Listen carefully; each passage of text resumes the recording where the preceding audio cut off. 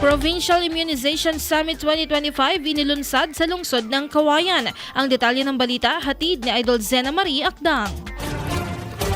Ginanap sa lungsod ng Kawayan ang Provincial Immunization Summit 2025 kung saan nagtipon ang mga health leaders, workers at opisyal mula sa iba't ibang ahensya upang pag-usapan ang pagpapatibay ng programa sa pagpapabakuna sa rehiyon.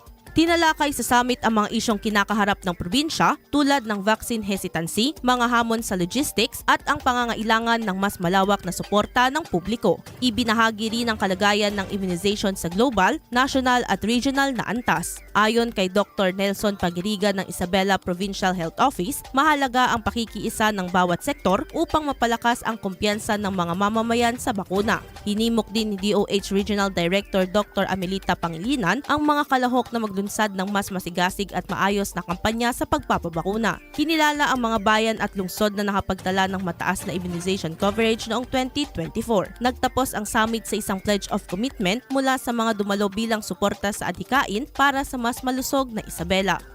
Idol, parang bumibilis ba ang pagtanda?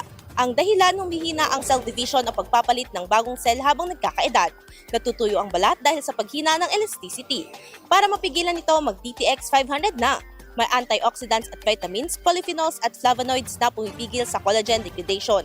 Sikreto sa pagiging young looking mo. Para maging healthy, mag-DTX 500 palagi. Para sa IFM News, ako si Idol Zena Marie Akdang, Idol! IFM News.